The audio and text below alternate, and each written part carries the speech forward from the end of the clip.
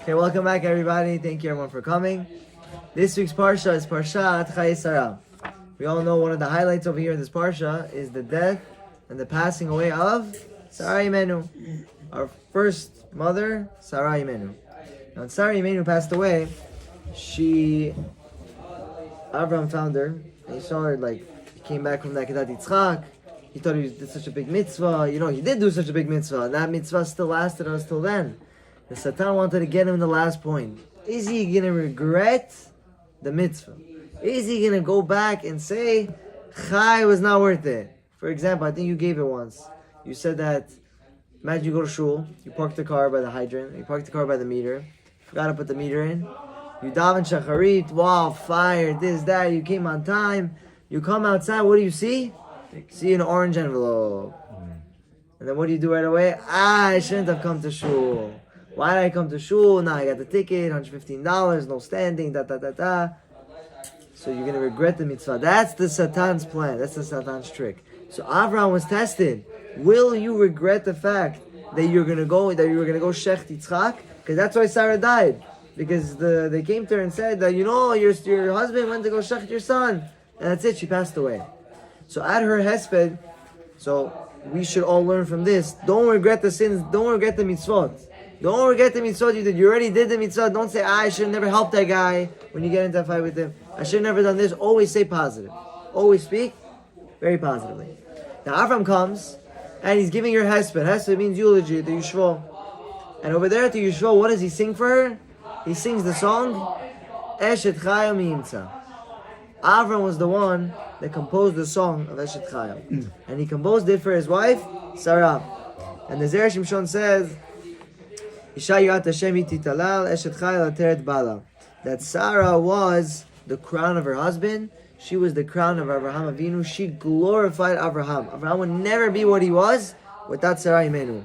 And it says, the Zera Shimshon says, for the kavod of Sara, I'm going to go through the whole entire Eshet Chayil, every single line, and I'm going to go through what each one means, and he expounds on every line, and he gives insights to it. But obviously it's really, really long in this one. So we're only going to do 1/3. Only going to do 1/3. That's all we could do tonight. Maybe a different time we'll do it. But we're going to do the last part. Starting from, if you know Eshet Chayil goes in Aleph Bet order. So we're going to start from Ayin, which is Oz v'hadar levusha v'tischak liyom acharon. The Zera Shimshon says, Hi notenet reshut ba'ala lechta Talmud Torah. What is an Eshet Chayil? What is a virtuous woman? What does this mean? So one of the character traits that Avram lists about his wife, if you look at the English translation, it's very interesting. One time you guys should sing it to your wives in English. See how they're going to like it. It's very, you're praising your wife, how amazing she is, how hardworking she is, how much strength and beauty she has. So try singing in English once. And he goes through these and he explains what each one of them means. So the first one is, strength and beauty are her raiment, and she laughs on the last day. Now what exactly does this mean? So he says that the Eshet Chayil, which means virtuous woman, she sends her husband to go learn Torah. Even if it's going to be far away, even if he's going to come back late at night, even if he's going to come back after a week, even if he's going to come back after a year, even if he's going to come back after 24 years. Who is the wife, the Eshet Chayil, that sent her husband away for 24 years and married to get her husband to be a Tana? Who? Yeah, who did she send away? Rabbi Akiva. Rabbi Akiva's wife. Rabbi Akiva's wife sent away Rabbi Akiva. He didn't know nothing. He was in Am Haaretz. He was, he said he would bite the Talmidei Chachamim like he was a donkey. Why didn't he say dog? He didn't say dog because a dog just bites and then leaves a bite mark. But the donkey, when he bites you, he's going to break your bone.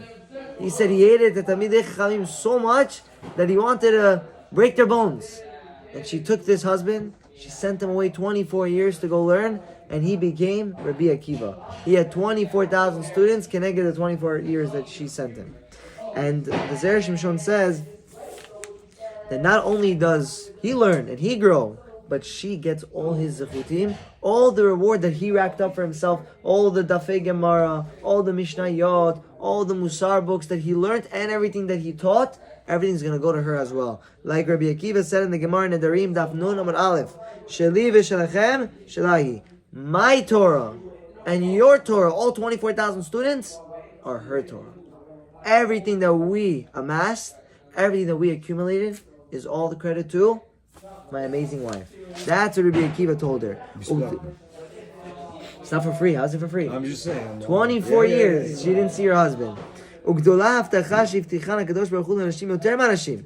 Gemara Brachot in Yud Zayin Amud Aleph says that the reward for the woman is greater than the reward for the men. The promise that Hashem gave them is greater. And we're going to explain why. And it says, he explains this pasuk, it is vain for who rise early, that the woman who are going to chase away the sleep from their eyes while they wait for their husbands to come back from the Bet Midrash who's learning late at night, and they're going to wait for them so that they can keep them company and they can accompany them back. That wife who doesn't go to sleep and waits for her husband to come back from learning, she will merit to see the divine presence and she will satiate from the Shekhinah. Such a beautiful reward for the woman who sends her husband to learn. And not only sends her, but also waits for him to come back, asks her, how was it? What did you learn? Now with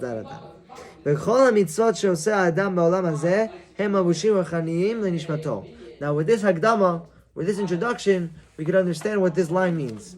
What the line of Oz v'Hadar Levusha, strength and beauty are her raiment. Which means, in this world, all the mitzvot you do are spiritual garments. They're called mabushim uchaniyim. They're spiritual clothing that you're wearing. And it says the Torah is referred to as strength. It's referred to as Oz. It says, Amunai Oz la'amo yiten. Shem gave his nation strength. What strength? The Torah. The strength of the Jewish people comes from the Torah.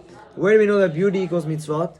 Because we know by a mitzvah, the Gemara Bava Kama says, you have to spend up to 1/3 of the mitzvah, to beautify it. For example, let's say a Sefer Torah costs, how do they cost? How much does Sefer Torah cost nowadays? About 30 to 40,000, and the cover is about 15. So let's say 30,000. 45. So let's say 45,000. You have a mitzvah to pay up to 1/3 to beautify it. So which means $45,000 Sefer Torah, $15,000 cover to beautify it. That's what it says in Bava Kama. So we see the mitzvot are beautification. You spend $200 on that drug, you have to beautify that drug. By some nice, back then they used to put gold chains on their lulav. You know what? You beautify the mitzvot, very important. zt'l v'eu. Hashem says that this is my God and I will glorify it. That's what they said in Azashir. What? You buy a sukkah for 2 G's, you gotta spend like $600 making it nice. Beautification for sukkah is the most biggest mitzvah to beautify the sukkah. That's of the most. To beautify the sukkah is like you gotta spend a little bit more for that. People think, okay, I built the sukkah. You're supposed to make it like your home. You're supposed to make it comfortable, pleasant to the eye. That is the mitzvah of sukkah. It's part of the mitzvah. The beautification of the sukkah. Sukkah is a special mitzvah. The beautification is part of the mitzvah. So now that we understand that the strength and beauty are called Torah mitzvot, it means that the Oz v'Hadar Levusha, her garments are strength and beauty. What's strength and beauty? Torah and mitzvot. When the woman sends her husband and her kids to go learn, what is she doing? She's accumulating for herself fancy clothes, Torah, mitzvot, and in the future she's going to be able to get rewarded from this. And it says, "Vatischak liyom acharon." This one's beautiful. It says she laughs on the last day. You ever heard who gets the last laugh is the one who wins? Right? So what does it mean she laughs on the last day? So it says she might think that she's not going to get as much reward as the men. Because there's a concept in Judaism, it's called mitzuveh ve'oseh, is gedulah, is greater than enu mitzuveh ve'oseh. What does that mean? One who's commanded and does is better than the one who's not commanded and doesn't do. For example, let's say your father, the Gemara gives an example, around this area by Kibbutz Av, and let's say your father says, go get me a cup of water. Now you right now inside are like, should I get him a cup of water, should I not? And then you go begrudgingly get him a cup of water sometimes. You don't want to. But let's say out of your own idea, pop into your head, let me get my father some lunch. You go to the store, you do this, much harder. Go to the store, this, that, you get him lunch. And he's like, wow, surprise. You were not commanded to do that? This one you're commanded. Which one's harder to do? The commanded one. The commanded one. Anything that's commanded is harder, and in mitzvot, anytime it's harder, you get more reward. So the woman thinks, we're not going to get as much reward as our husbands, as the men. Which we're going to see later, it's not true. But Hashem says, don't worry, you're going to have the last laugh. Because on the last day, meaning in Olam Haba, which is the last stop on the train, you guys will not have to come back down. According to what the Zera Shimshon is saying, there's no Gilgulim for women. Can you imagine that? Why is it harder to do mitzvah that you're We just explained. It's the psychology of a person. When a person is told to do something, he does not want to do it. It's the way psychology works. The matriarchs have come back in Gilguls. So do you hear it? You never hear there's a Gilgul of a woman. No? That according to him, that's what he's doing, and he quotes Sefer Gilgulim, which is written by the Arizal student, Rabbi Chaim Vital, and he explains over there the reasons why the woman, when they go there, that's it. They get immediate pleasure.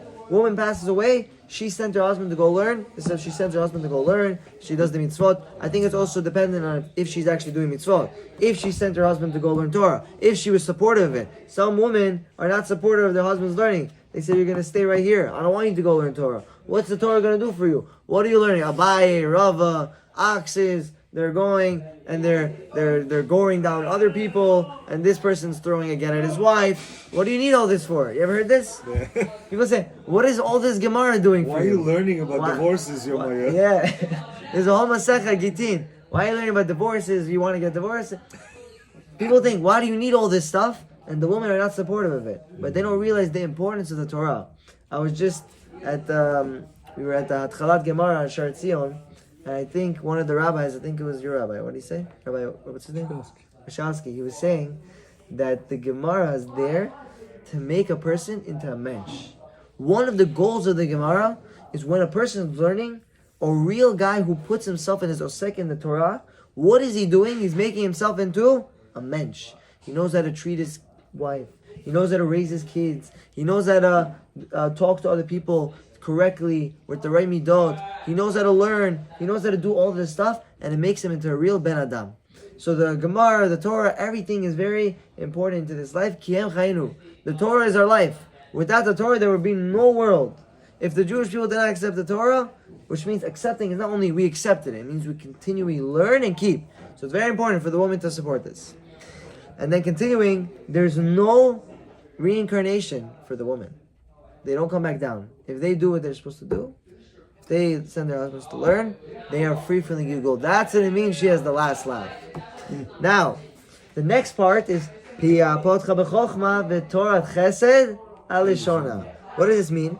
She opens her mouth with wisdom, and a teaching of kindness is on her tongue. The Gemara Berachot on Daf Mem Chet Amud Bet says, Nashim dabraniyoten. What does that mean? What is dabraniyot? What is diber? What does that mean? They're talkers. Women are speakers. They talk, and they talk more, and they talk more and more and more. All they do is talk. And the Gemara says, they talk so much that they're considered the voice of a fool is behind abundant speech. When you hear a guy talking a lot, it means he's a ksil, he's a fool. The guy doesn't have a brain. That's why Chazal say, Nashim, women, are easily swayed. You can convince a girl to do anything. If you use the right words, you can manipulate her, right? You're in Shalom Bayit, right? Yeah. If you use the right tone of speech, you always say, don't criticize, don't comment, right? Only speak positive, and like that you're always going to get your wife on your good side. Because women are swayed to do whatever. And that's why he says, Eshet Chayil doesn't talk so much. The Eshet Chayil, when she opens her mouth, what does the Pasuk say? Pia potcha bechochma. What's chochma? Wisdom. A woman who's an Eshet Chayil does not talk so much. And when she talks only words of wisdom. And not only does she talk words of wisdom, but she has Torat Chesed aleshona. What's Torat Chesed? So the Gemara says in Sukkah, Torat Chesed, Torat of kindness, is Torah that's learned in order to teach. When you're learning in order to teach, not just to keep to yourself, it's called Torat Chesed. So she not only keeps her own tongue from speaking too much, but she also teaches others, don't speak too much. She tells her friends, don't speak too much. It's not good, Lashon Hara. It's not good to speak bad. Not good to speak negatively. And also to men. There's a story, very interesting story. Rabbi Yossi Galili. He was on the road, and he needed to go to Lud. So he asks Rabbi Meir's wife, Beruria. Listen to this. He asks her, Be'ezo derech nelech le'ir lud. How many words is that? 5 words. Which way do I get to the city of Lud? You know what she tells him? Why are you talking so much? Why are you talking so much? What the rabbis, she tells him, but look how she tells him. Galilah shoteh. She tells him, you Galilah, which is the place where he came from, shoteh. You foolish Galilean. Why are you talking so much? Did the rabbis not teach you not to be marbesi chai ma'isha? Not to talk too much to He women? said more words though there. But look what she tells The him. woman. This is rebuke. And she tells him like this, you know what you should have said? You should have said, Be'ezo lelud. Which way? To Lud. What did he say? He said, Be'ezo derech nelech le'ir Lud. Which way do I go to the city of Lud?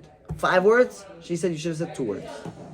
She not only kept herself, not only does an Eshet Chayil stop herself from talking too much, talking with men. Other women like to flirt with men, like to talk a lot, like to this, That's called not an Eshet Chayil. Eshet Chayil is one that speaks with wisdom, speaks when she has to, and also teaches others the correct way of What do speaking. you do when they speak too much like that? You don't criticize. Oh. No. This is for the woman to learn. Now we have Sophia alichot beta velech matzlut lotochel.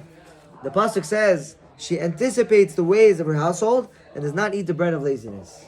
What does this mean? You look at these English translations, sometimes you don't understand what's happening. She anticipates the ways of her household and she does not eat the bread of laziness. So again, the Zera Shimshon is going to expound on this, and he brings down a Shulchan Aruch. It's beautiful how he comes up with this. Is all his chidushim. It's beautiful how he comes up with all this. The Shulchan Aruch says like this: a worker, an employee. Let's say you're a barber. You work at a shop, and your boss, he makes money when you make money, right? Everyone knows how barbers work. 50% of whatever you make goes to the owner of the shop. Now let's say one day you fast, you starve yourself. Are you gonna have the same outcome? The same amount of profits? No, you're gonna work slower. You're not gonna cut as much hair. You're not gonna want to work. Guy comes in, you say another guy, you're gonna do very slow job, bad job. The guy's not gonna want to come back again. When you are gonna deprive yourself of the nutrients, then you're making your boss lose out. Says the Shulchan Aruch, a person who works with a different person has to make sure to be full, has to make sure to be satiated, and eat very well. Because otherwise, he's making his boss lose out. Who do we know is very strong to employment? Yakov Avinu. Yakov Avinu would not even talk to someone else when he's working. Let's say he's working for Lavan. He said to Lavan, I did not cheat you. I worked when I had to work. When I didn't work, I didn't work. I was 100% straight with you. That's how the employee has to be. Employee has to be 100% straight with his boss.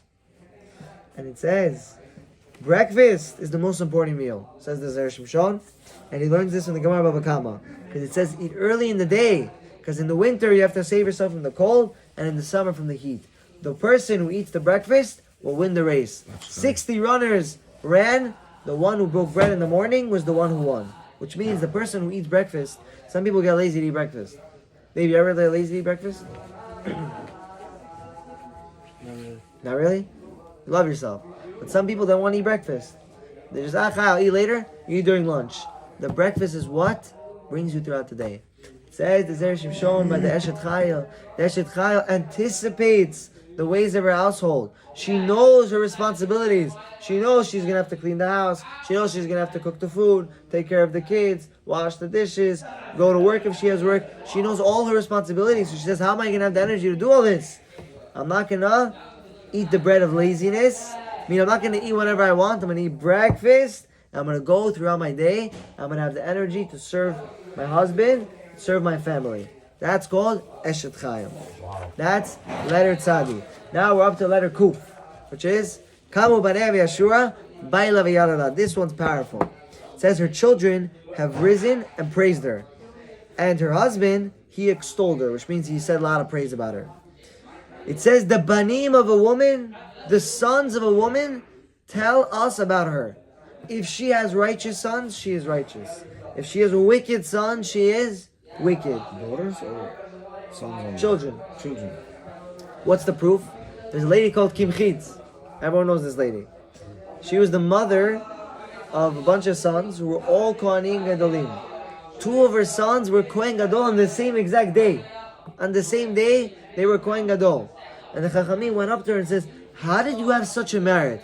what did you do so special that your sons became Kohen Gadols? You know what that means? The son is the holiest, not just one son. All her sons were the holy. So again, Kimchit was the mother of a bunch of children who were all Kohanim Gedolim. How did she merit to such a thing? She merited to this because Chachamim said, why'd you do it? How'd you do it? Said, the walls of my house never saw my hair uncovered. With this zechut, I had all the children righteous. Chachamim told her, what do you mean? Everyone does that. Not everyone has kids like you. And there's a whole Gemara over there. But what do we see from this Gemara? Sam, what's the point that we're getting out from this Gemara? That the mother is praised for the children. Not the father. They didn't go up to the father, oh, why are your kids so good? No. Who's the one that's praised? The mother. Because the way the kids come out tells us about the mother. If the mother is righteous, the kids are righteous. And we see this the opposite as well. In a few weeks from now, do we ever hear about Rivka's death? It says Sara died, Leah died, Rachel died. Rivka? Doesn't say nowhere she died. Who did Rivka give birth to? Esau. It says, Rashi says, the reason why we never mentioned Rivka's death was because Rivka, we didn't want to, put curses on her. Because people would see Rivka died in the Torah. Rivka, she gave birth to such a wicked son, a murderer, a guy who was with women, this, that, thief. And they would curse her like that. Chas v'shalom. So Hashem said, I'm going to conceal her from the Torah. A question. Does it say when Yitzchak died? Yeah. Yitzchak died, it says. What do we see from here? That only the mother is blamed for the children. When the children go off, whose fault is it? It's the mom. It's the mom's fault. You don't tell this to your wives, but it's the mom's fault. It's the mom's fault. That's part one. That's Kamu Banev Yashur. Her children will get up and praise her. They won't praise her with their mouth, but they'll praise her by the way they act and the way they live, and who they turned out to be. Now the husband will extol her. What does this mean? That she is the crown of her husband. Her achievements is the glorification of her husband. Whatever she accomplishes, she is glorifying her husband. It says in the pasuk, Eshet Chayil Ateret Bala. And Eshet Chayil is the crown of the husband. Now we're nearing the end. Rabot Banot Asu Chayil Vatalita Kulana. We tell our wives every Friday night, many women have amassed achievement, but you surpassed them all. You went more than everyone else. And there's three pshatim, three explanations to this. The first one is from Kimchit. They asked Kimchit. She had one son that was extremely large, very big, strong guy. And they said, how do you have such a kid? The same lady. How do you have such a, big kid, huge, giant? And she said, I used to feed him this flour, this certain type of product, And they said, how many people feed their kids this flour? And they say, because you're a virtuous woman, because you're true Eshet Chayil, that's why your kids came out good physically and spiritually. They're all Kohanim Gedolim as well. So we see Rabbo Banot Asu Chayil means the Eshet Chayil surpasses everyone. Everyone tries, but only the Eshet Chayil succeeds. A second shot is the Nashim Rabbo Nizdarzu Mitzvot. Many women, what do they focus on? They focus on one thing, just mitzvot. Just doing mitzvot. But what do they forget? They forget about Torah. A woman, everyone should know, has to learn Torah. She must learn everything that's applicable to him. She has to learn Hilchot Shabbat, Hilchot Nidah, Kashrut, all these type of stuff she has to learn. And not only she has to learn, but she has to send her husband to learn.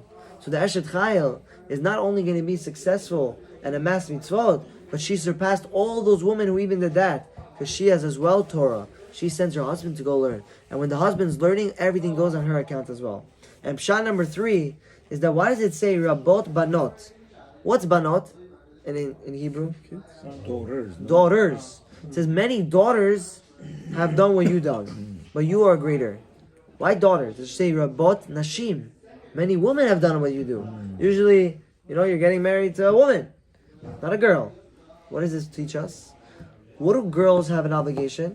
The father has an obligation to teach your girls Torah.